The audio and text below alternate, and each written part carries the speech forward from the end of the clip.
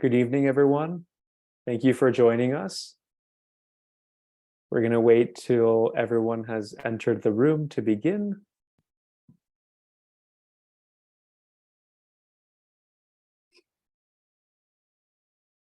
I see the numbers increasing. Thank you for being with us. We're so excited for tonight's session. It'll just be a moment.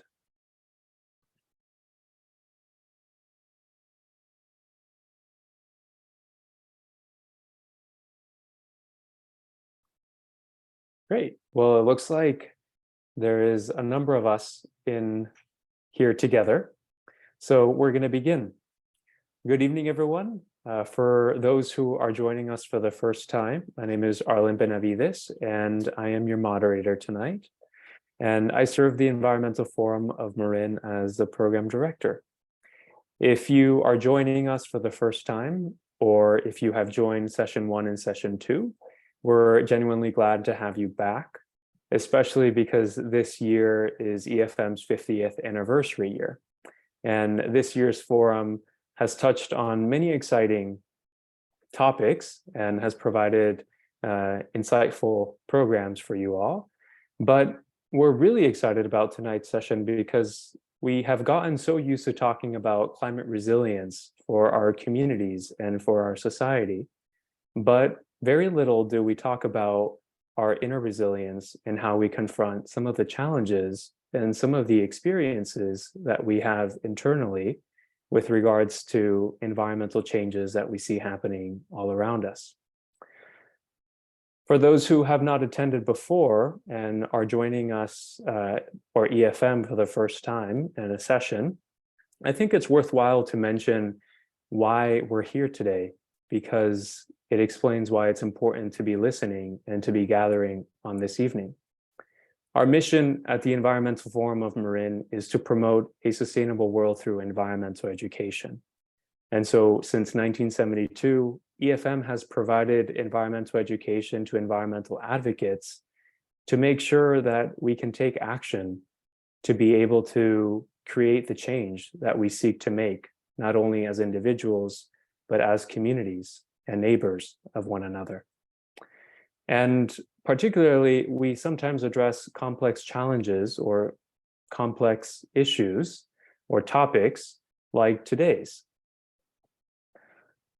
I was reminded to also thank our sponsor, the Environmental Action Committee of West Marin, for sponsoring this forum. And also, I want to thank you all for sponsoring us and for being here and engaging with the work that we seek to create for you. So all that said, welcome all to the third session of tonight's forum titled Building Inner Resilience, Toolkit for Addressing Climate Anxiety. All of the program sessions in this forum were intentionally designed and programmed to be in sequence of one another. But this particular session today was created to be able to help us engage in a conversation with the deepest parts of ourselves. What do I mean by that?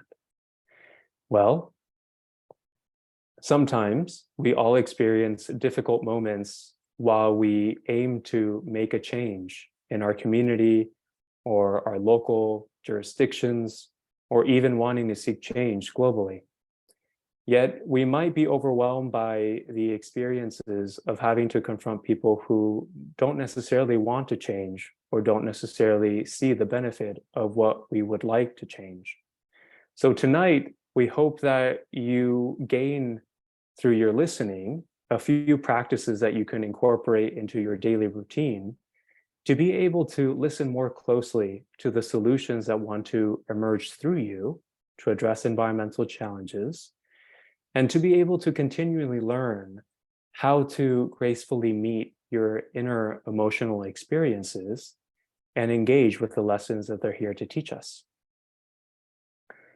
Tonight, we will be engaging with Dr. Sarah Ray, who is our speaker, or our only speaker on the panel. She is the chair of the Environmental Studies Department at Cal Poly Humboldt in Arcata, California, on Wiyot territory. Dr. Ray's first book, The Ecological Other, Environmental Exclusion in American Culture, explored the phenomenon of green hate in US history and its legacy of ableism, xenophobia, and eco-fascism in mainstream ecological thought. Her work is motivated by the despair she started observing in her students about a decade ago. Focusing on the role of emotions in climate justice advocacy, Ray's recent work explores the interplay between inner resilience and collective action.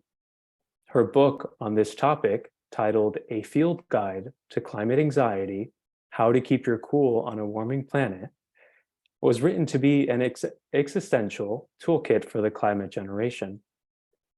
Ray's writing on emotions and climate justice activism has been published in the LA Times, Scientific American, the Cairo Review of Global Affairs, Edge Effects, KCET, and Socolo Public Square. She consults extensively on the topic of climate anxiety, is working on an edited book titled An Existential Toolkit for Climate Justice Educators, which offers a professional development workshop to help center emotions in climate work. She also contributes to the Climate Wisdom Lab and has begun teaching a mindfulness course on transforming climate anxiety. As mentioned in previous sessions, we hope that you intentionally remain open to the insight and the experiences that our speaker will share with you today. The importance, I think that this is an important step in becoming an empowered environmental advocate. And also because what we're going to hear today and the conversation that we're going to be engaged with will hopefully offer us practices to promote patterns of connectedness, responsibility, and resilience to be able to confront some of the changes that we see around in our community, the impermanence of change, and the symptoms of anxiety. During the meeting or during this discussion, we hope that you don't stay silent, but rather you engage with us and engage with the speaker by writing down your questions in the Q&A button down below, and we will address those in the Q&A session. If no questions arise during the conversation, you can also make note of some experiences or observations that you've had that are connected to the topic at hand to be able to share with one another and to be in this space with one another. So without further ado, please help me in welcoming Dr. Sarah Ray. Dr. Sarah Ray, you have our attention. Thanks so much, Arlen, and thanks so much, Leah, for the back end work there, and to the EFM for inviting me, and for all of you for attending today. I'm coming to you from Arcata, California, which for all of us in California, it's a pretty rainy day, and we've been thinking about and it's been palpable the concerns people have about climate change and increased weather events and all the other things. So I also want to honor and extend my deep gratitude to the Wiyot peoples and the many tribal communities who are still existing in this land and whose land was taken from them without their agreement or consent, and they're still fighting to get this land back in their efforts over the millennia to make this landscape so resilient to all of these onslaughts of climate change that they, for the most part, have had nothing to do with. So in my land acknowledgement today, I want to acknowledge what we're in the middle of right now. And those of you in California are all doing this. And I'm so grateful for the resilient landscape that the Wiyot people and the tribes in this area have created that I get to enjoy and benefit from. So today I'm going to take a little bit of a different tack. A lot of times when I give a book talk on a field guide to climate anxiety, or I give kind of a content heavy talk, I have slides and the whole thing, and I'm not going to do slides today. But I do have some websites I'll throw into the chat as they come up. If you feel like having visuals or having some kind of bibliography of citations, or want in any way, shape, or form to reach out to me to get follow up on, hey, Sarah, what was that? I know that sometimes people feel like that's something that is a benefit of having visuals, so they can kind of write things down. Please do not hesitate to follow up with me and ask and reach out. I'm sort of experimenting with trying not to overload people with content and slides, and just have more of a connection with you over this, albeit disconnected, format of Zoom as best as possible. And Arlen, I don't know if there's a chat function because we're in webinar format, but if there's some place to put down my email and my website, that'd be great. And I'll offer some more when we get a chance to. Okay, so now I'm going to begin. The ancient book of Taoist wisdom, the Tao Te Ching, contains this gem. Who is it that can make muddy water clear? If allowed to remain still, it will gradually clear itself. I'll read it again. Who is it that can make muddy water clear? If allowed to remain still, it will gradually clear itself. So the focus of today's talk is to become more aware of the ways that destructive, non-regenerative ideas have sort of seeped through into our lives in the form of the pressure we feel, often in our activism, but certainly in our work lives, to do more, to be more productive, to be useful, to take action, to make bigger impacts than we already do, and certainly with the climate urgency upon us, to do all of this faster. So in this talk, I want to make the perhaps very counterintuitive case that the planet needs us to do less, to go smaller, to do it all slower. It may make sense to you intuitively that your mental health and your immune system need that, but it's a much harder sell to suggest that the planet also needs you to do nothing. So what I mean by nothing isn't really nothing. Spoiler alert. It really, what I'm trying to suggest by this concept of doing nothing is the opposite of productivity, action, as it's commonly understood, urgency, and size, impact of what we're doing. We often jump into activity out of the discomfort that we feel when we get a really good look at all the suffering and the problems in the world. Doing can become an addictive form of distraction from the grief, pain, anger, and worry that we feel. And we often feel that if our lives don't meet the standards of spectacular change and measurable action, what they might call in corporate speak deliverables, we're falling short, useless. And certainly this is true among activists, even more so, perhaps. So this is what I'm calling the urgency trap. In the urgency trap, we know that productivity is an industry. Capitalism likes us to be productive. That goes without saying. That's the entire purpose of productivity, is economic growth. That's why it's even in the metric we use to compare the status of different countries, gross domestic product. Productivity reigns in Western colonial capitalist culture. The messages we receive from all over the globe 24/7, if we allow them in, are designed to make us not pause between the stimulus of that information and our response to it. Urgency overrides that. It's the technique. So if there's an immediate threat that needs our attention right away, we're more likely to sidestep thoughtfulness, care, attention, relationships. We're likely to speed up the otherwise slow processes required of figuring out the best approach, the best speech, the wisest decision, and in fact, curtail including other voices at the table. In this way, urgency and fear work together to have us running from fire to fire, never taking the time to see where the fires are coming from and doing what's needed to get to their source. And that's, of course, how corporations like it too. Overwhelm keeps us buying stuff, swiping, numbing out, on the one hand, or on the other, exhausted by empathic distress and what the philosopher and writer Kathleen Dean Moore calls pre-traumatic stress disorder. We know this, but perhaps we're less aware of how this spills over into our activism or our attempts to reduce capitalism's harm in the world.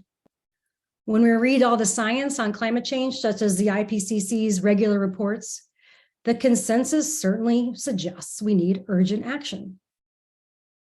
In fact, the 2018 one left climate activists with the impression that we only have 12 years, which is now 7 years. And that really catalyzed what we've seen recently in the youth climate strikes. In that powerful speech to economic leaders in Davos, with tears of fury in her eyes, many of us watched the young Swedish student come activist Greta Thunberg demand that the leaders start to act as if their, quote, house was on fire. Nothing more urgent than that. Arguably, the failure of the climate movement so far has been its inability to get public will organized around it, as if it was that threatening, as if our house was on fire.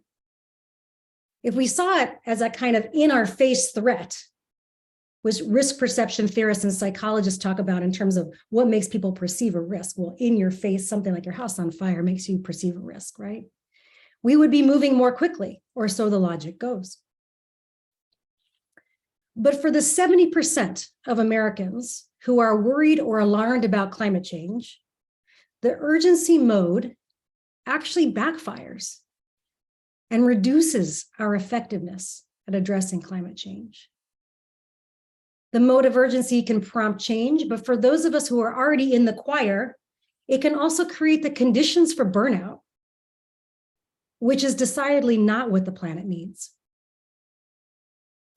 And urgency and fear may just as likely divide us from each other, creating the conditions for othering, blaming, and even the kinds of mass violence that we saw in Buffalo, in El Paso, Christchurch, where the perpetrators of that mass violence explicitly cited climate change as their motivation to wipe out people they felt were unworthy of using the diminishing resources on the sinking ark that we call Earth.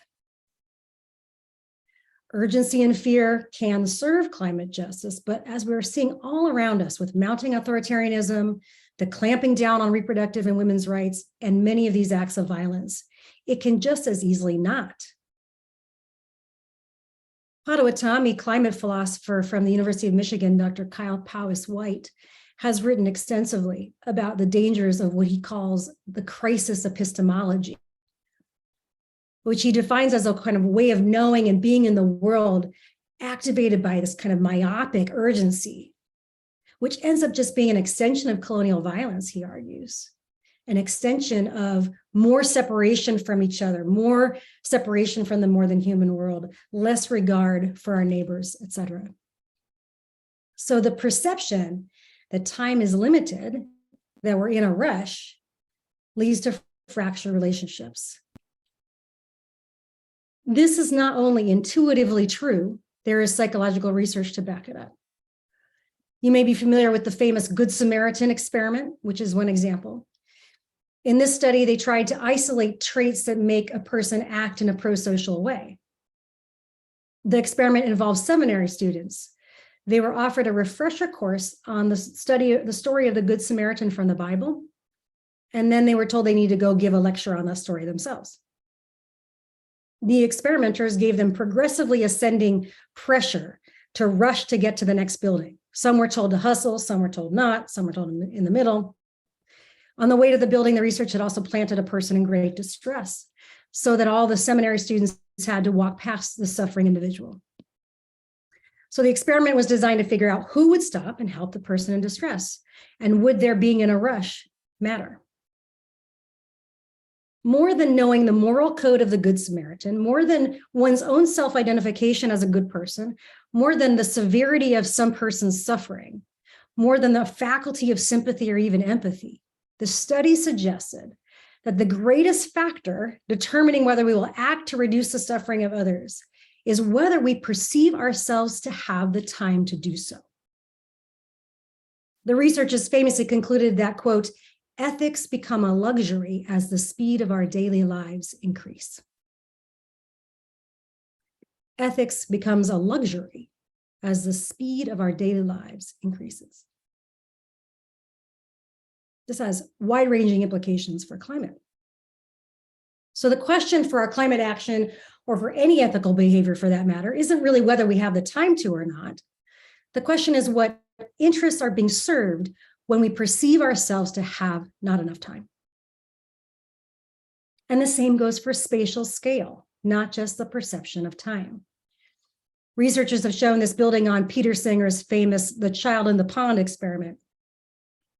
In this study, we learned that we are highly likely to save a child that would be drowning in a pond when that child is the only child drowning in a pond.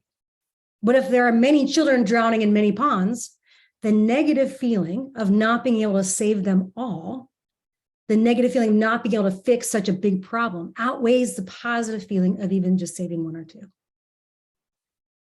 They call this perceived inefficacy pseudo-inefficacy. And they argued that this makes us not even try to tackle even a little bit of a big problem. Thus, our perception of the size of the problem is comparable to our perception of having not enough time. The key word here is perception. The objective fact of the matter is that we have power to reduce suffering of the planet, of each other, of ourselves. Whether we choose to or not depends entirely, according to these studies, on whether we perceive the problem to be too big for us to single-handedly fix, and whether we perceive ourselves to have enough time to do so. These manufactured senses of time being limited and the scope of the problem being massive, this running around our work lives and even our activism in crisis epistemology mode, and imagining the problem is too big to fix and ourselves is too small to fix them. At a minimum, these myths lead to personal overwhelm and burnout. Worse, it leads to intentional or unintentional harm. So my argument here is that the psychology of this, the research, is actually not rational, it's not intuitive. But it's critically important to understand the psychological research on emotions and how emotions dictates our pro-social and pro-environmental behavior in order to make the most of our time on this planet. So we can do much to counteract these perceptions, starting by asking, whose interest does it serve for us to believe these myths of scale and time? Whose interest does it serve to consent to living in these stories of scarcity and inefficacy?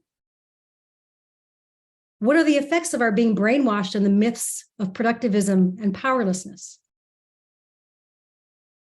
Who benefits when we allow these stories to live through us, through our decisions, our mindsets, our actions?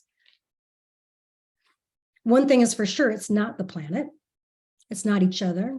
It's not our relationships. It's not the more than human world. Climate change will be the work of our lives, and we may never see the results of addressing it.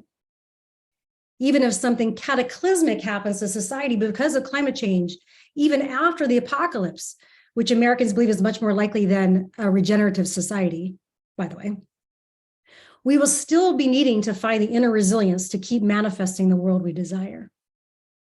To go back to Thunberg's point, it's not like the fire in your house is ever going to get put out. And then after that, we can carry on and go back to normal. So this sort of urgency that she was calling for isn't really an effective mode for long-term change and adaptation. And in Q&A, we can pick up whether or not that was a rhetorically effective thing for her to do in that moment or not, which is a different question. And what emotions were being used to make the needle change there. So ironically, when we're in crisis epistemology, we're using the same metric to fight the system that the system has used to destroy life. Even in the spaces of our lives that we feel we're trying to resist harm, we often apply a logic of not enoughness and expect a pace of accomplishment and problem solving and putting out fires and ticking off boxes on our many lists, which is just as depleting of our energy and life force as anything we might experience in our workplaces and all these interfaces that we have with capitalism. When we fetishize acceleration, action, doing, even fetishizing all those things and our attempts to reduce harm in the world, that can ironically undermine the things we're trying to protect. And of course, urgency is how news media keep us too exhausted to fight back, in a constant state of consuming distractions to numb out to the overwhelm. So here we can see how urgency and fear can be bad for mental health, bad for social justice, and bad for climate change. In the optics of spectacle that make the news and that Hollywood fetishizes, there are often individual heroes and villains, simple binaries of good and evil, and action is king. Activism often fetishizes action. I'm often being asked, how do we translate, or transform climate anxiety into action? Action always seems to be the default assumed good end result, or the sort of positive transformation that could come out of all these emotions. I see this fetish around action every single day in my college classes, where my students think that the work of thinking or reading or discussing, much less doing homework assignments, are really a distraction from the real action of social change.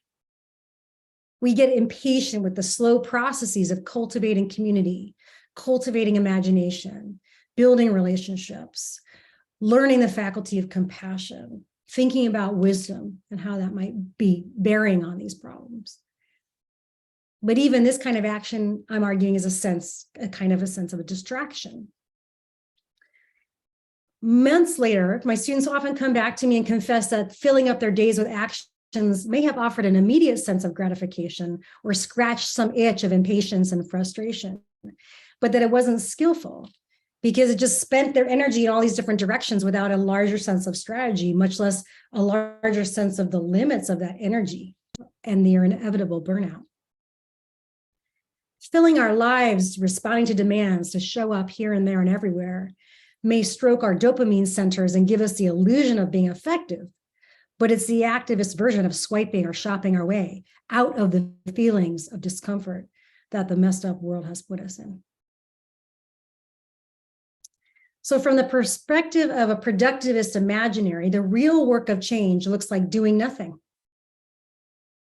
Social change is often invisible to eyes that are looking for spectacle, slow to senses that are expecting speed.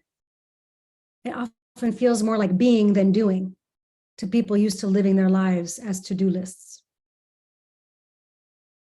Nothing is a kind of radical resistance. Jenny Odell has written a beautiful book called The Art of Doing Nothing. She writes, "The practice of doing nothing has something broader to offer us, an antidote to the rhetoric of growth.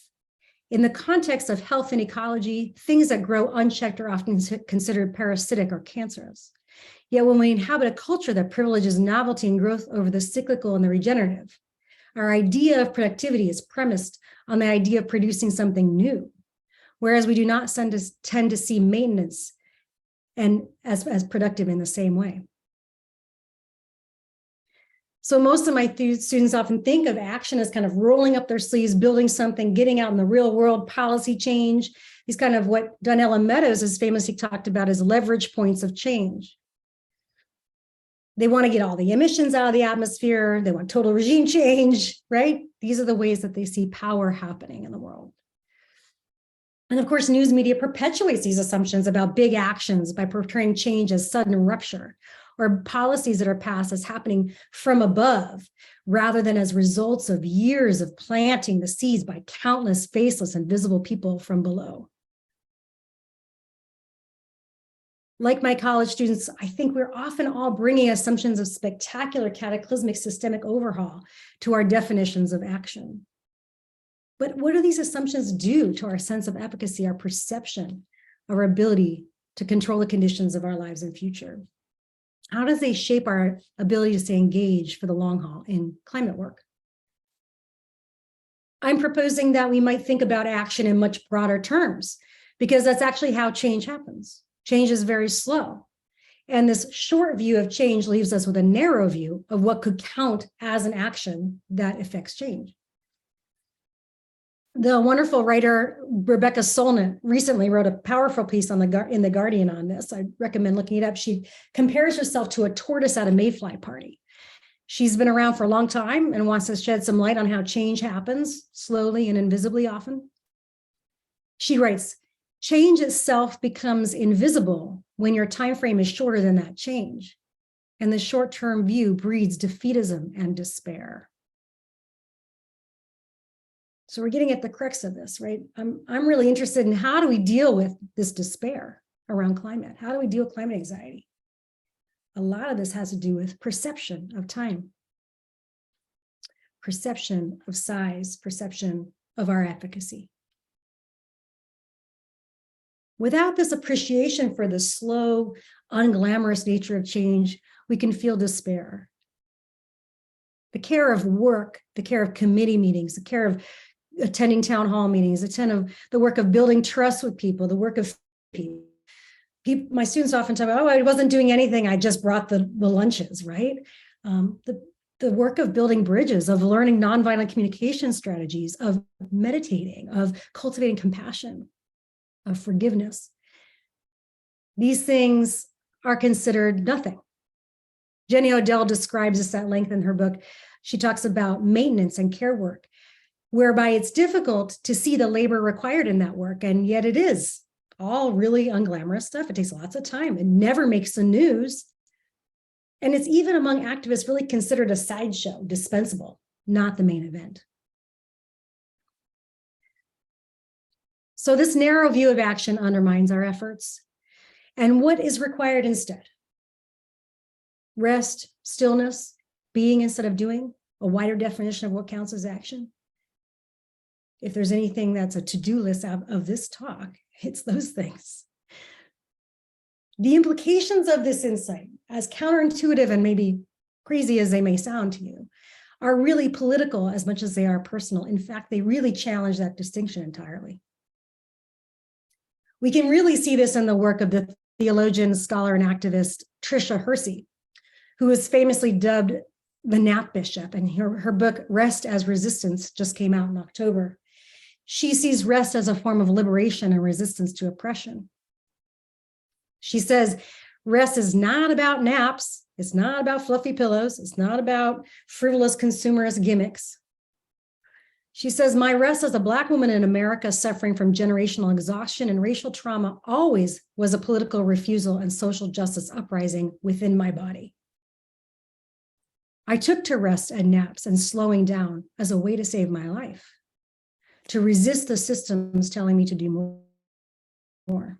Resting is about deep unraveling from white supremacy and capitalism. Rest pushed back on and disrupts a system that views human bodies as a tool for production and labor. And then she says, we are not machines, we are divine. Especially for those in historically marginalized, oppressed bodies, rest isn't a way to gather resources and gain strength to continue the fight. It in itself, by itself, is a form of resistance. To be able to rest in the context of oppression is to reject its attempts to exhaust you. The author of a wonderful book I recently read called 4,000 Weeks, Oliver Burkeman, writes about this efficiency trap as another symptom of productivity. He says, what we need is an anti-skill. This is really crazy because I'm in this university that's transforming into a polytechnic, and it's all about skills, right? Skills.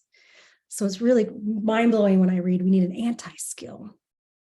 He defines it this way: not the counterproductive strategy of trying to make yourself more efficient, but rather a willingness to resist such urges, to learn to stay with the anxiety of feeling overwhelmed, of not being on top of everything, without automatically responding by trying to fit more in. Buddhists would say that the productivist imaginary here is actually the root of all suffering, including the climate crisis. It's a form of distraction from the pain of our separation from the earth. In our discomfort, we fill our lives with busyness and accumulation. Rather than face our discomfort and try to address the root of it, We overstimulate our lives and senses and clutter our calendars and closets. Nietzsche put it this way: haste is universal because everyone is in flight from themselves. So our actions of rest, stillness, smallness, slowness might be seen as non-actions to the dominant activist and capitalist imaginary, but small things are very important. They may be all there is. I love the work of Adrienne Maree Brown, the activist and writer. She has these principles of emergent strategy, which is how she defines how change happens. And one of her principles is small is all.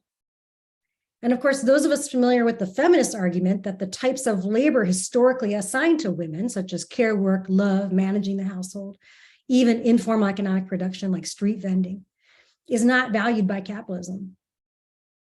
In activism, it's often the same. Acts of kindness, compassion, care, these are often invisible or considered soft skills or inessential. They definitely don't make the news. So these assumptions of scale and bigness as part of our definition of action, the time scales Rebecca Solnit was talking about, that they have to happen in to be able for us to even see them, ignores the fact that change happens in these incremental, iterative, small ways. How much we shift our attention, even by mere degrees, all of our micro epiphanies about compassion or communication, all of our smallest actions to reduce harm, even our caregiving, even our non-actions matter. I love Paul Hawkins' work in Project Drawdown in his book, Regeneration. He talks about a climate checklist. This is not a list of actions. It's an orientation, which is why I love it. I'm busy. I don't want more things to do on my list. So I love this, right? He just says, you're already doing stuff in the world. Every action you're doing already moves either toward harm or away from harm. So instead of letting ourselves off the hook because we perceive ourselves to be powerless, or we perceive our time to be scarce, or we perceive the problem to be too big to bother with, we can accept the small slowness of it all and do as little harm as possible. So running our daily activities through this checklist can, tiny bit by tiny little bit, orient ourselves in a more reciprocal rather than extractive relationship with the world, without even adding anything more on our to-do list, right? Because these are all about these perceptions of our efficacy. So here's his climate checklist, just for fun. Does the action create more life or reduce it? Does it heal the future or steal from the future? Does it enhance human well-being or diminish it? Does it prevent disease or profit from it? Does it create livelihoods or eliminate them? Does it restore land or degrade it? Does it increase global warming or decrease it? Does it serve human needs or manufacture human wants? Does it reduce poverty or expand it? In short, is the activity regenerative or extractive? And of course, most of what we do can't tick all these boxes, but like a compass, it can show us the direction of where to go. By orienting ourselves with these guidelines, we pivot and begin action by action, bit by bit, to step towards these life-affirming and regenerative ways of being in the world. So in conclusion, coming to wrap up here, doing nothing is not really about doing nothing. It's about boycotting what Jenny Odell calls the attention economy, which extracts not only our attention, but also material and natural resources. It's about slowing down enough to let the mud settle, so we gain clarity around what we prefer to devote ourselves to on this planet, with including nurturing and maintaining and caring for it. It's not about offering ourselves up freely to allow the destructive forces of extraction and violence to do their work through us. It's about protecting our energy and mental health. It's about resisting the attention economy one moment and one breath at a time. Accepting the fact that we won't single-handedly overturn a society hell-bent on productivity and overwhelm. It's not about it's about not letting that system win. It's about incubation and creativity and imagination that occurs when we are still giving ourselves a liminal space of rest and hibernation to allow other intelligence to work and arise through us. In this frame, the urgent thing to do is to move slowly. The urgent thing is to rest. The urgent thing is to communicate nonviolently, to examine the ways capitalism has made us complicit in our own undoing, has us colluding in doing harm to others at scales small and large. So that's the end of my talk part. And I think that Arlen has told you that the activity I'd like to do with you all is to, inspired by that discussion, lead us through a guided meditation, and then I'll leave it to Arlen to facilitate some Q&A.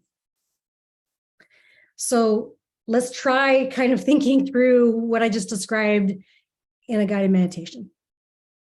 Even meditation for me, for people who are well practiced to the people who've never done it before, can kind of feel like it's something that's on my to-do list, you know, like a 2023 resolution, I'm going to meditate. I often put a lot of pressure on meditation, so I don't feel like it's a waste of time. I often feel like there's all these things I want to achieve. I have a list, right? So I bring my assumptions of productivity and urgency to even meditation. So we're going to try maybe not doing that today. Let's see if I can invite the conditions for that with you. So let's begin. Let's see if we can peel away some of the layers of distraction that prevent us from accessing this elusive nothing, this stillness. Wayne Muller writes about the Sabbath as a sanctuary in time, consecrating our day as an offering for all, healing for all beings. So if it's available to you, sensing into your body in whatever position you're in. If you need to shift a little bit to get comfortable, go ahead, move around. Sensing gravity holding you in one spot, this one unique spot on the earth. Beautiful. Feeling where your skin makes contact with the earth or the ground or the seat. And since you've just been taking in a lot of content, it might be hard to trick your body into relaxing. So maybe even tighten them all up, scrunching everything, your shoulders, your fists, and then actively letting them release. Exaggerating the body language of stress and relaxation.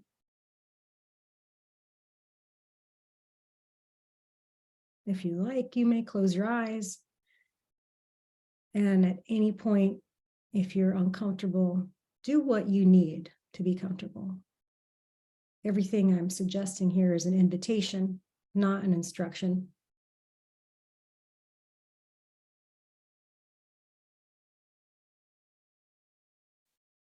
In your mind's eye, you can imagine maybe gravity gently pressing down on your shoulders. How do you know that you're sitting there?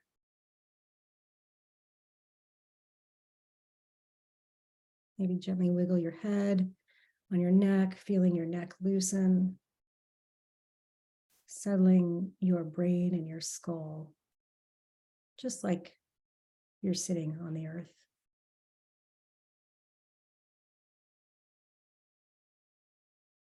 Maybe imagine a gentle force going up through your spine, up through your neck, the back of your skull, to the crown of your head, connecting you between the sky and the earth. This electric energy closing the circuit, relaxing your jaw and your eyes and your sockets.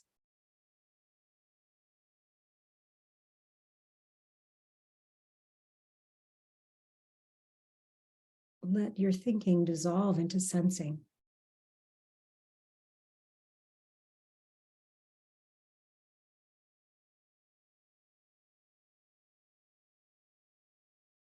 Breathing normally, see if you can feel your breath move in and out of your body.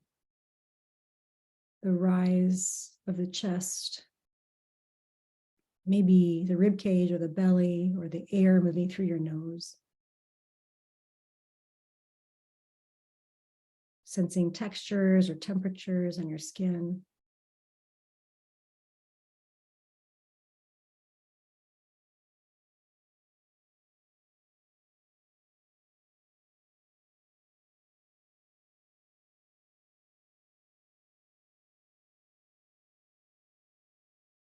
Consider the example of the only square inch of silence on the planet, which can be found in Olympic National Park in Washington. The only place where the acoustic ecologist Gordon Hempton, on a global quest for quiet, was able to find the absence of noise. He says, silence is not the absence of something, but the presence of everything.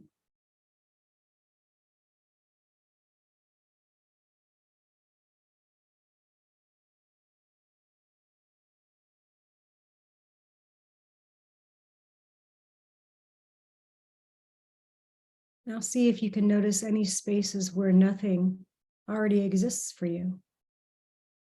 Maybe it's the pause at the bottom of your exhale or the top of your inhale. Maybe it's someplace in your body where you feel neutral, maybe the absence of temperature or pressure. The air element is often thought of as sort of nothing element. Feeling the air element moving through your body.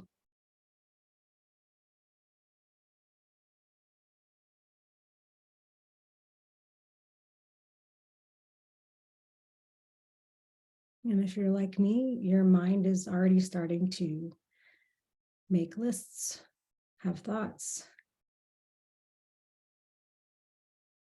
And the point is not to not have them. The point is to, with a friendliness, notice them. And then directing your attention to nothing, to maybe 1 square inch of silence inside you.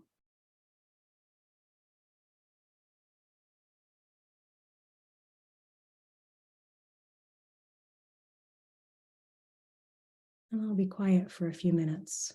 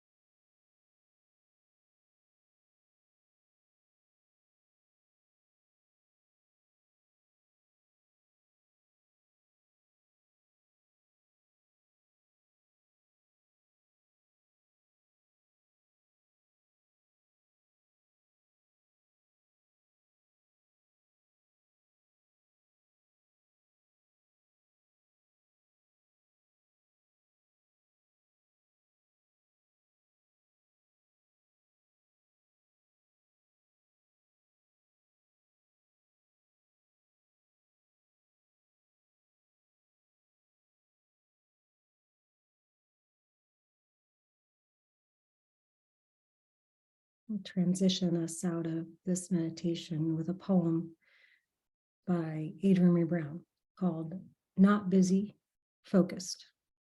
Not busy, full. This is a poem or a reset. You keep telling me, you know, I'm so busy, but, and you ask me for something. And I want you to know I'm not busy. No, with all these boundaries, I have space to write, to take care of my body, to hold my loves tightly in my many, many hands so we can somehow make it through the rest of our lives.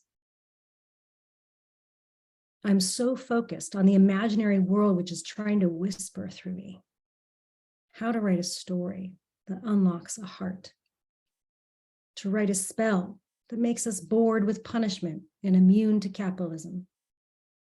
I'm so full of ancestors and characters, and I can't tell which is who, but they are a chorus telling me humans are not the protagonist. And nothing I can say is more brilliant than a stand of trees, or a mycelial warning, or a newborn's first shuddering dance, or the grace of the blue heron in lustful prance across this pond, or the continuous sky flood always somewhere storming. And when the clouds are full with pending storm, they are quiet. So I'm studying that quiet so I can hold that storm. And when the riverbanks flood, the soil forgets it is earth and goes flying through the water and finds a new purpose in the deep or maybe even the vast ocean. Isn't every stream a bodhisattva? Didn't Lao Tzu know it is humble to become the vastness beneath? I was running so fast and trying so hard, but what I forgot was the wonder. Now my body aches when I remember being busy, when I was so capitalist in my anti-capitalism. That is to say, so productive in my revolutionary performance. But now I'm not busy, I'm breathing. I'm moving at the pace my body allows, mentored by a tortoise. I am balancing my vibrant intentions with my bemused body, bones of betrayal bruised by the busy I once thought was my worth. Now I know my body is a sliver of earth I had been given. I'm healing from the extraction I thought gave me value, from the toxins I thought of as solace. I hope to never be busy again. I owe this quiet breath to my grandmother. I am creating at an astounding rate, and some of it I even write down. And some moments I get so still, I can sense how it is all connected and that the tissue is love. And I know my love could never be wasted or too small a contribution. I say yes when love leads. I say yes when there's enough time to do it well. And sometimes even then I'm not there because life showed me another way to love. And it was irresistible.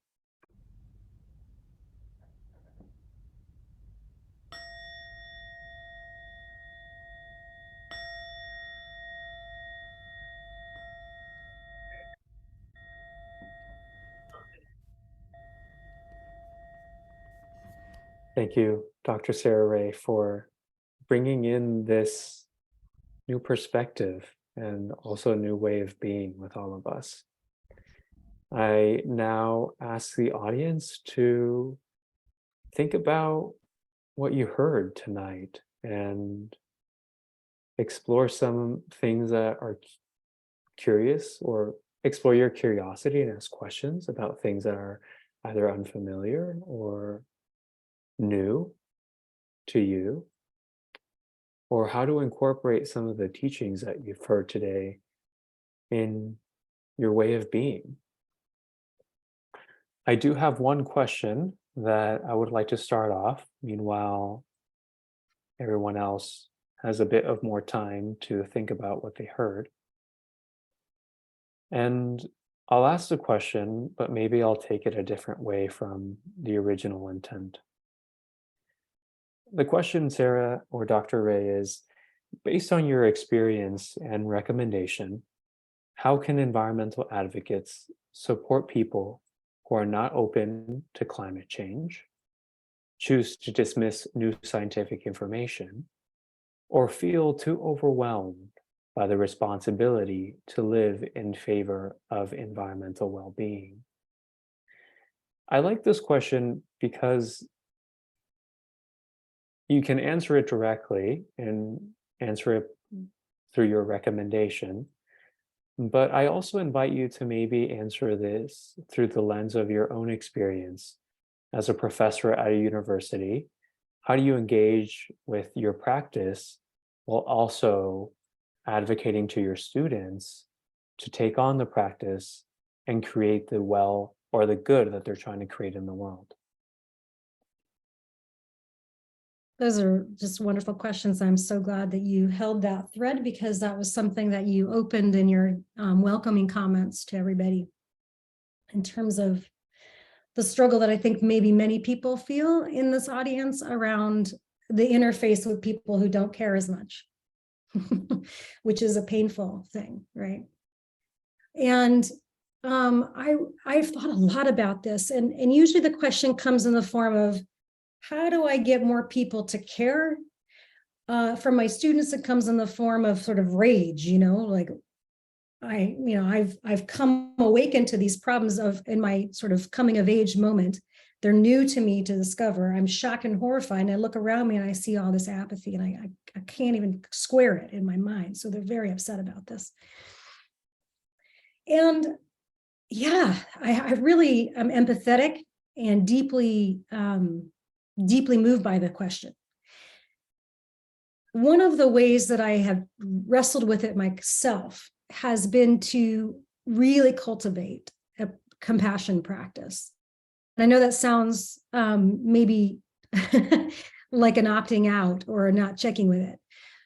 But if I combine that with the research on compassion and the research on scientific communication, which is really drawing a lot on psychology. Climate communication is a whole field unto itself. It's absolutely fascinating. And I study and follow what I can with earnestness of the research coming out in that field. It's fascinating. And if you're interested in kind of poking around in that world, just go visit the Yale Center for Climate Communication website and kind of look at their projects and read their reports. And they produce a ton of stuff, and they're sort of cutting edge on that. And the research suggests that there's a lot of people who really care about climate change. So the challenge, I would venture to say, is not to get more people to care more. That's maybe the red herring. And there's some interesting research that suggests that when we perceive that other people around us don't care about something, we are actually more apathetic in our action. So again, down to this question of perception, which I focused so much in my talk. Our perception that other people don't care, which of course the news media with its binary black and whiteness always fuel, right? That there's these two ends of the extreme and not anything in the middle. In fact, there's a huge amount of people in the middle. In fact, 70% of Americans care and are worried about climate change. And you only need something like 23% of a population called critical mass to get any magical changes to happen anyway. So getting people to care more may be the wrong agenda. And interfacing with people who are simply not interested in talking about this may not be a good use of our time or energy. There are people for whom that is what drives them. They love them. Let them have that. There's people like Catherine Hayhoe, whose work entirely is focused on how to get people from the other side, so to speak, on board with climate. You can, if that's your jam and you love that, go right ahead. But I would say for people for whom that is triggering or difficult, that is not necessarily the best use of their time. And it dawned on me in my own research that I was going to not spend my time barking up that tree. I was going to spend my time trying to embolden and strengthen the stamina of the people, 70% of which care a lot, but are plagued with other problems that are far more tenacious and threatening to the climate movement, in my opinion, in the research. So the compassion practice is the research that makes me think that that's not necessarily the best use of our energy. And there's the fact that when we tap into a different community of people who really care, for example, like the forum, we actually start to perceive the world as full of the helpers, as Mr. Rogers' mom would say, right? We perceive what Adrienne Ray Brown calls the emergence or what Paul Hawkins calls the blessed unrest. Joanna Macy calls it the great turning, right? There's all these different ways of perceiving the movement, the grassroots movement, and all the people who really care that will keep us engaged and actually does a lot to challenge the anxiety and uncomfortable emotions that we might feel about climate. So action on climate, solving the climate crisis is not necessarily what's required to make us feel good. Participating in seeing and perceiving a community of the blessed unrest is actually far more likely to make us feel like getting up in the morning. We don't have to be happy or know that the world is going to turn out well to feel a great sense of purpose to get up in the morning and do work. What we need is actually a sense of community and collective. And there's research that actually parses out and filters for that. So yeah, I'm not so interested in the small percentage of people who are amplified so much by the oil industry, which is actually only 7% of people who are in denial. I'm not really interested in those 7%. And I don't think we ought to be bothered by it. I think that the vast majority of people who don't know what to do about things because they feel inefficacious, they are far more interesting to me. And I feel a deep sense of compassion because, frankly, a significant amount of my lack of climate action comes from my difficulty of looking at how awful it is in the face. So I am deeply empathetic. Denial is a very good cognitive solution to the impossibilities of the situation as it's framed for us. So yes, no wonder that people have a hard time with this information. It doesn't mean that they're the 7% denialists that are categorized as sort of like invested in the oil industry or whatever, right? There's a huge swath of people who really care, but just, it's too hard to face. It's too hard to face. And denial is a good cognitive solution. So I'm empathetic. Those people we can work with, right? The purpose of the book I wrote and the work I'm doing is to work with them. Thank you for that. There's a question in the Q&A, but before that, because you touched on the risk of perception in your previous answer, during your talk, you also mentioned how the culture of rush and the urgency that we all feel and hear in communication also leads to fractured relationships. And I think that also touches on what you just mentioned right now about not trying to get at all the people that we feel this tension with, where that is a fractured relationship because we're not on the same page, don't believe the same things, etc. I'm wondering if this is the culture that surrounds us on a constant basis, and that's also based on perception, as you just mentioned. We can flip that based on a mindful practice. However, if we're consistently confronting it in communication that we're mindful of, do you have particular steps or do you have a practice to get at building a new perception towards developing healing for those fractured relationships that we might perceive we have with other people? Wonderful. Yes, I do, and I could do so much more of it. When you said about my personal practice, I'm like, gosh, I really should do more. I do so bad. So part of research is me search, right? A lot of the things I'm arguing for, I struggle with, and I research it to help me do those things in my own practice. And so when I think about relationship mattering more than deliverables or outcomes or whatever, right? There is some really great science on this that says that the resiliency of relationships, community trust, what people call social capital, these things are actually measurable, and they are determine more whether a community will bounce back after a disaster than how great their infrastructure is. So, for example, dollar for dollar, investing in community trust is more of a value than investing in infrastructure, which is not to say we shouldn't do that, but right. I mean, it's a soft thing that we don't think about. Relationships, why do they matter?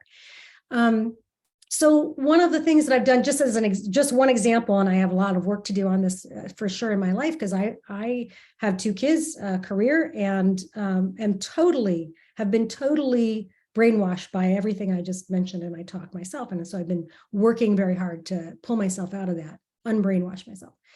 But one of the things that's been a real revelation is what happens in the department that I chair, in the classes I teach, the spheres of influence that I do have, right? We all have some sphere of influence. Instead of seeing myself as powerless, these are spheres of influence where I do have some power, and power with, not power over, in the Joanna Macy term way of thinking about it. What if power with and community building becomes the only thing we do? The priority that through which, the lens through which we measure everything else. Does this enhance community or detract from community? Does this enhance my students' individualism or detract from it?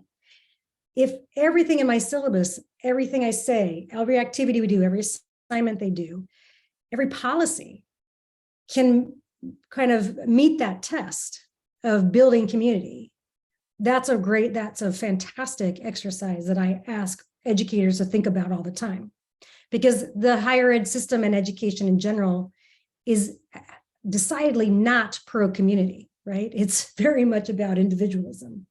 So that's just one space, right? What would happen in our workspaces? What would happen in our family life? What would happen in our classrooms, or wherever we have our spheres of influence, our places of worship, our playgrounds, whatever, if community were the reigning value that we were trying to promote, it would change, I think, a lot of things. And I think we could practice that on a micro level in lots and lots and lots of little places. Just experiment with it. Yeah.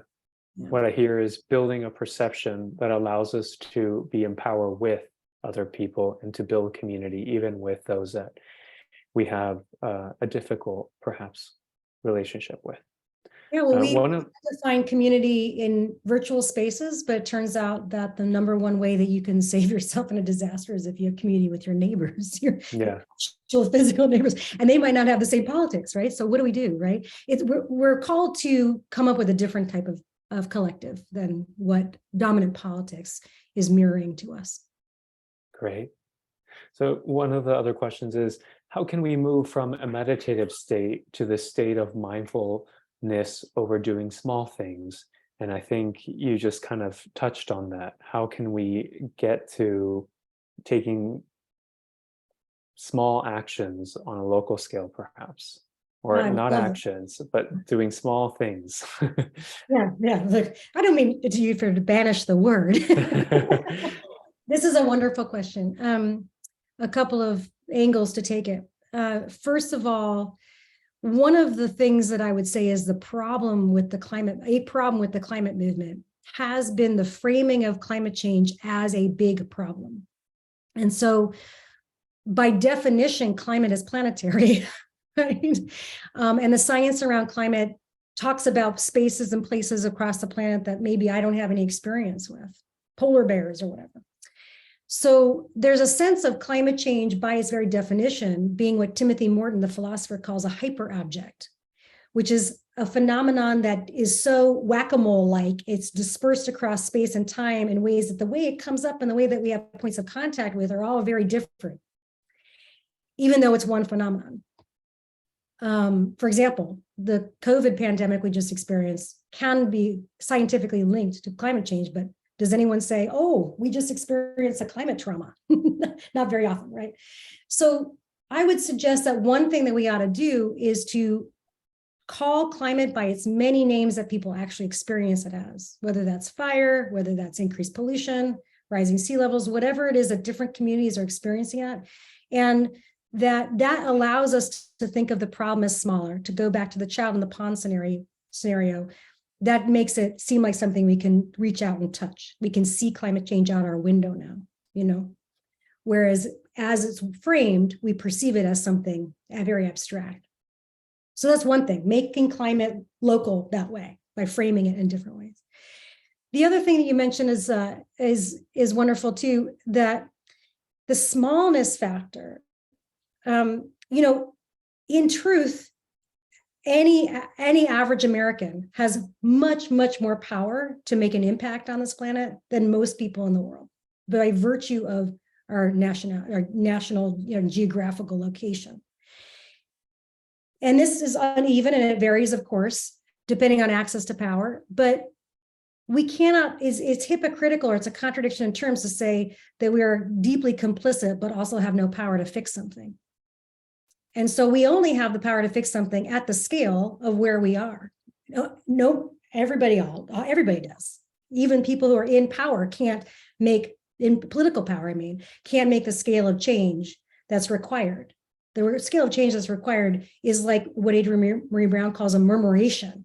It's like mycelium. It's something that's happening in this kind of fractal way in the grassroots among people. Culture change. Donella Meadow calls mindsets the number one leverage point, the most impactful leverage point. So mindset starts with our own minds.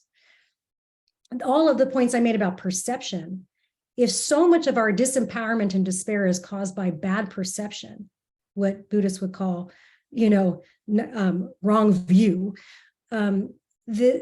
there's a lot of work we can do in our own minds right here, right now. And that sometimes feels small, but it has huge impacts in terms of unlocking our sense of efficacy.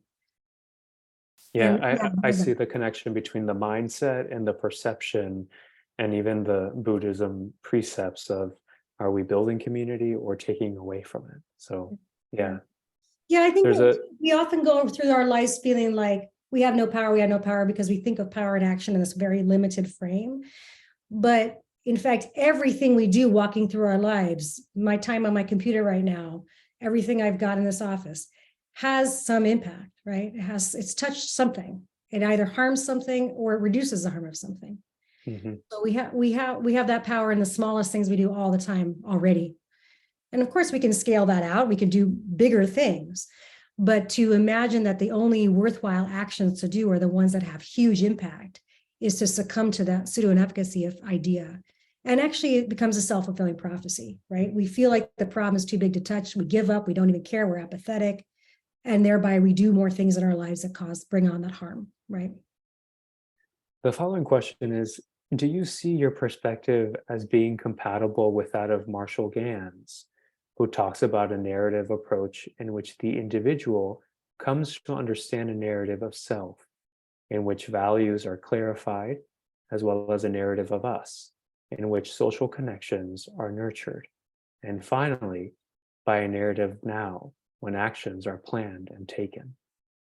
I don't know the work of Marshall Gans, so I'm going to let that question stand as its own answer to itself. Yeah. Sounds like this person's familiarity with Gans suggests that there is some connection there, and I'll have to look it up. Thank you for the reference. Yeah. The next question is, thank you for the permission to spend time listening, not having to act immediately. In some of the organizations that I am involved with, we're trying to conceive of messages that will resonate with the community and build relationships to understand and accept the technical changes that are coming over time and get excited about these possibilities. Can we accept that this is going to take time and be intentional, but not forceful? I love that.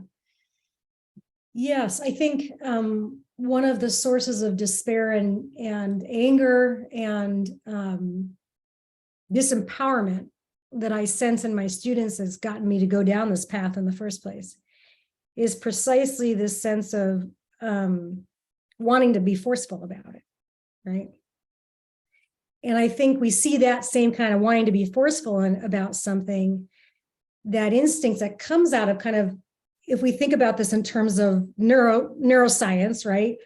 This is what happens when we're in fight, flight, or freeze, when our amygdalas are hijacked and we shut down our prefrontal cortex and we can't think rationally. Thinking here, to draw it to mindfulness too, that beautiful statement by Viktor Frankl about the pause between stimulus and response is where we have the power to make decisions, right? So when that pause is hijacked by our amygdala, we can't do that. We just react, right? And often that comes out of fear or anger. And I'd say for my students and for many of us, this is participating in fomenting the problem with the current political problems that we have, the culture wars, and the fact that we haven't been able to have efficacy on the climate at the rate that we need to. So ironically, again, the need for urgency has got us in this battle, you know? So it's not a useful political tool. the question was about being intentional instead of forceful. I also think force is why we have authoritarianism on the rise, and certainly the violence that we've seen in the name of climate change. And we're going to see, as a result of climate urgency, increased militarization, right, and increased climate refugees. These things are going to cause conflict, right, for the most part. So I think slowing down, knowing that we are going to be in this for the long haul, like I said, the fire isn't going to go out. If we're really thinking about this, this is multiple generations project. And of course we want to go faster. I'm not denying it, right?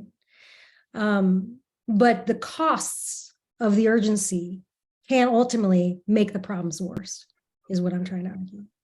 And so intention does matter, and relationships are very slow. And relationships are what's going to get us there. Kyle White, the person I cited, among many Indigenous scholars and lots of people who are arguing this from mindfulness and Indigenous perspectives, would say that the root cause of the climate crisis is not industrialization. It's not putting carbon in the atmosphere. It is actually colonialism's severance of humans' relationships with the natural world. The insistence that we see it in this hierarchical way. Dualism, as what the anti-Cartesian thought would say. And repairing that is a slow slog, yeah. But it's immediate, it's right in front of us. We can do it every single day. It's not like we have to wait until some magical politician comes in and fixes everything for us, which feels very liberating to me. In that question, there's also an element of time and taking time. And I think you mentioned how this work is going to take place over generations. Is there a specific hope that you have of, so if we were to take on this approach of doing less or having less urgency with regards to taking environmental action and slowing down and paying attention to how we can better take care of ourselves, cultivate more compassion, be more mindful about our intentions, and cultivating community with others and be empowered with them. What is your hope in terms of what this will create, not only for this generation, but the generation that is going to deal with the consequences of a changing planet?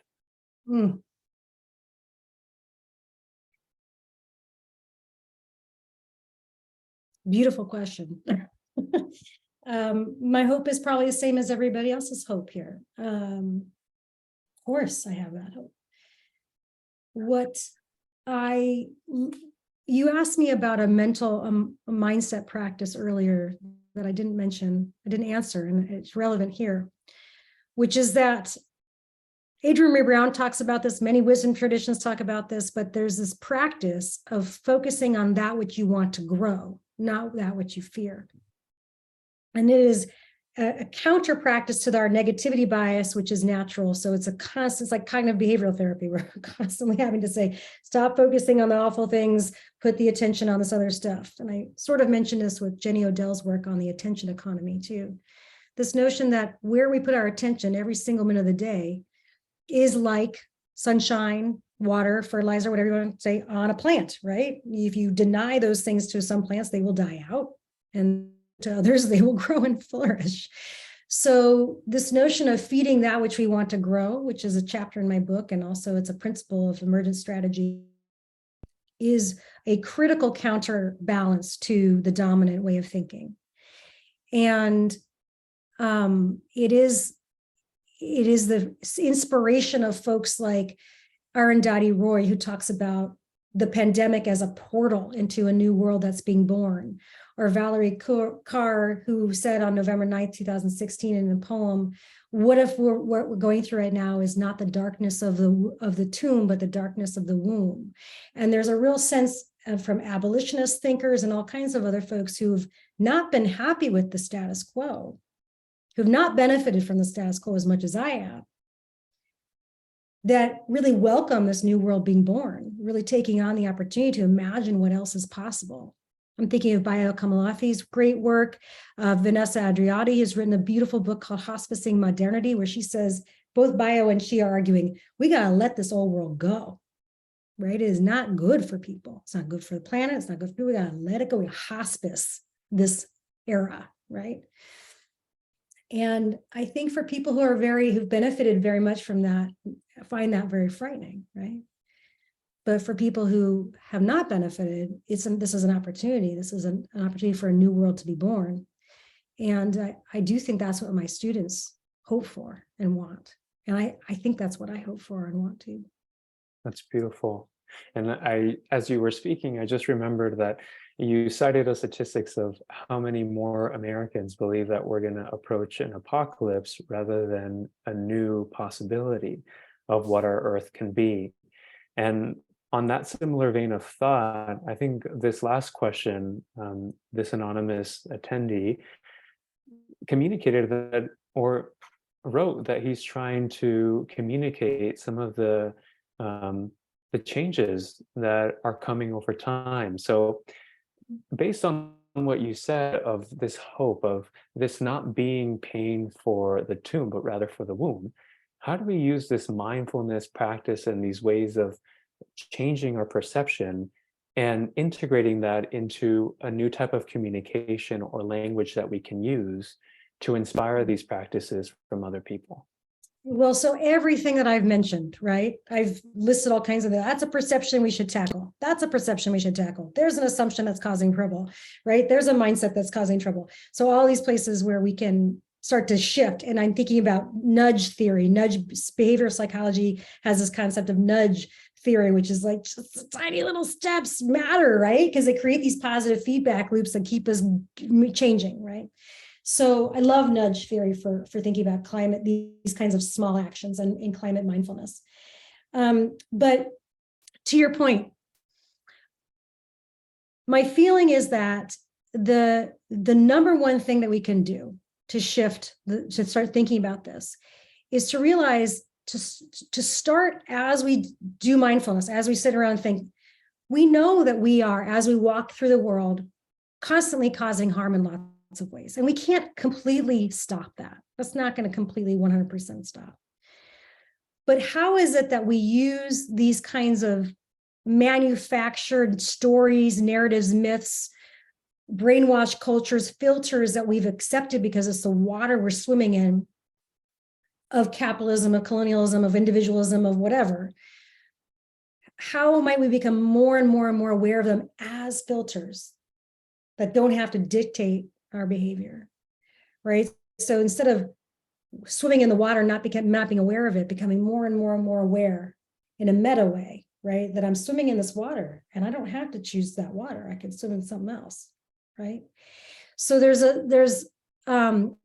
that practice of becoming more and more aware of how we've all been sort of indoctrinated by these ways of thinking that have destruction and damage working through us even at a micro scale. And Thich Nhat Hanh would say this, right? He says, yeah, how can you have peace in the world if you don't have peace with yourself, right? I mean, it's oversimplified, and I was never satisfied with that simple phrasing of it, but it gets to the idea of it, right? The first front line for reducing harm in the world is right here in our heads, right? In our hearts. And so that's why, the vast majority of media stories about climate are all just manufactured for other people's interests. And we can live in a truth that is far more empowering to us. Yeah. So the story we live in is the main answer to that question. What stories we choose to live in. Yeah. And what stories we intend to create for other people. Thank you. So yes. Acknowledging the filters through which we're seeing today, and also being intentional about what filters do we want to create for others that give hope, Thank you. or mindfulness, or promote what I mentioned earlier, connectedness, responsibility, resilience. And Arlen, thank you for saying that, because I had that answer in my head when you first asked the question and I hadn't said it, which is that many of my students don't think of themselves as storytellers yet. They don't think of themselves as producing stories. They just think of themselves as consuming stories. They have no power, right? So they don't produce stories. But every single thing they say to every single person, every single thing that they share on some social media platform, every way that they frame something as negative instead of positive. We're just festering and fomenting negativity bias, the perception we're living in an apocalypse. No wonder we don't have a radical imagination of what else is possible, because the availability heuristic tells us that we will imagine to be true what we see around us the most. That sounds obvious, but that is a form of bias that tricks us out of a different reality. So yes, we are producing and sharing stories everywhere we go. Right. That's amazing. Yeah. Imagination as well as mindfulness is one of the most powerful tools that I'm getting from this. Yes, yes, right. Well, thank you so much, Dr. Sarah Ray, for joining us and for responding to all my emails and communication. I really appreciate being in conversation with you and working along with you. And I hope everyone else has really benefited from this. Thank you so much. The pleasure was mine. Thank you. Yeah. So at this time, I would just like to, again, thank everyone for their participation and thanking everyone for being here with us today and learning collectively. And I also want to mention that we will be providing a list of the resources mentioned by Dr. Sarah Ray, along with a recording by next Tuesday, January 16th, for all those who would like to look back on the resources mentioned, or for those who were not able to attend and be here in this live session tonight. I would also, again, like to, before I forget, thank our sponsor for the forum series, the Environmental Action Committee of West Marin. Thank you so much for supporting today's session. And I also want to mention that we will be continuing with the theme of building inner resilience through other practices to be able to overcome climate anxiety. The first one that is coming up sooner rather than later is on Saturday, January 21st from 11 a.m. to 2 p.m. at Roy's Redwood Preserve in San Geronimo. Joey Husler will facilitate a forest bathing experience. And the intention of this session is to teach participants how to connect more deeply with the natural world and to touch a state of well-being accessible to all of us at each moment.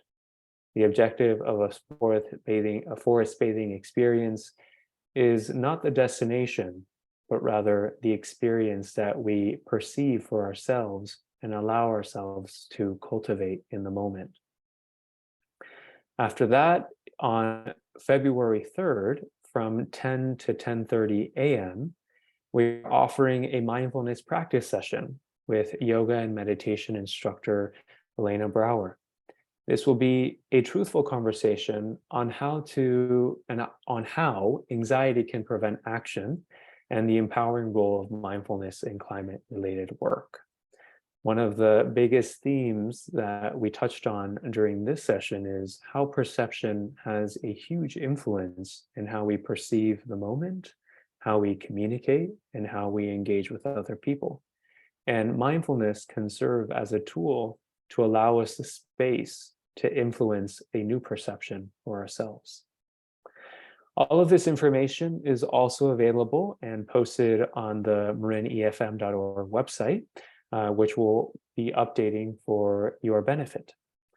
That is the conclusion of tonight's program. Thank you all for being here, and we appreciate you, and we hope to see you again in future sessions. Thanks so much.